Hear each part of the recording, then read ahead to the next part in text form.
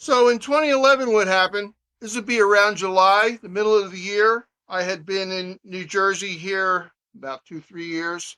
All through, had been playing baritone horn off and on. I mean, a lot of times I don't touch it, but I've had that particular horn since the late '70s. I got it to play on a Burt Bacharach tour back in '78. So we're talking now that's over 40 years that I've had that instrument. So it can sit long enough that the valves are all stuck and everything before I have to get them going again and play it again.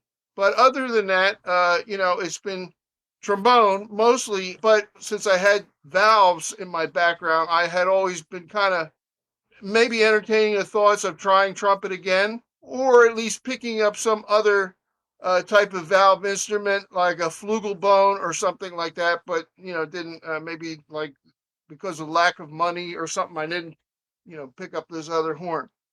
So what happened was a friend of mine, his name is Bill Pusey, a trumpet player that we practically grew up together. He lives near about 4 miles away from where I live here.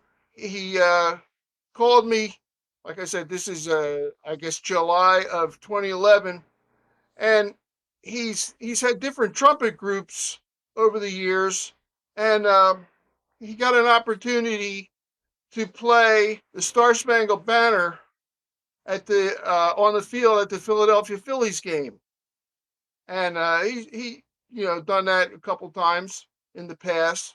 So he invited me. This was going to be, I guess we had maybe 12, 15 players altogether. I don't remember exactly how many, but a sizable number. He had an arrangement that I think was maybe written maybe like 6 parts, like trumpets 1 through 6, if I recall, and then maybe 2 or 3 on a part, something like that. So he asked me if I'd like to play, or at least be out there holding a trumpet. And I said, of course, because after all that, and it's fun to do that, and then you go up in the stands and watch the game. I said, okay, and he said that he would have a horn that I could have for the game. So he was telling me like this a couple of weeks before the game was going to be, and I said, okay, great. And so I thought it over for a minute, and I said, why don't I go and see if I can get a cheap trumpet at a flea market or a thrift store or something like that. And, like in other words, I would have that for the game. I wouldn't have to be borrowing his horn or somebody's horn. And then let's just, have this trumpet now in my possession. I mean, I was in a living situation where I could practice and things. And so I was going to acquire my own cheap trumpet and fool around with it and see what's happened for a while. And so that's what I did. This is sometime in July. I pick up this trumpet from a flea market, and actually it wasn't too bad of a student. It was a student horn, like uh, a student Bach, and it was pretty decent horn for a student horn. I got it like for $150 or something. After the game, like the end of July, I kind of I just kind of let everything ride for uh, 3 months, 3 4 months, something like that, into the fall, into October, November, somewhere in there, and I'd pick the horn up on occasionally and just kind of fool around with it, and just to see, of course, who would be my trumpet teacher now. My trumpet teacher would be me.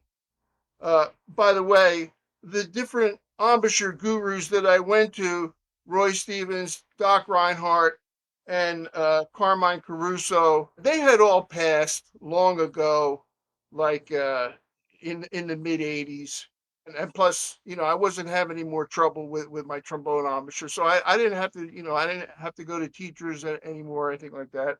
I said, let me just give myself a little time on the trumpet and see what happens. Well, so it was strange at first, and I mean, I couldn't really play, but I could get a sound out, and I knew how to approach it. I had, like I said, all these different Roy Stevens things, the pencil lectures,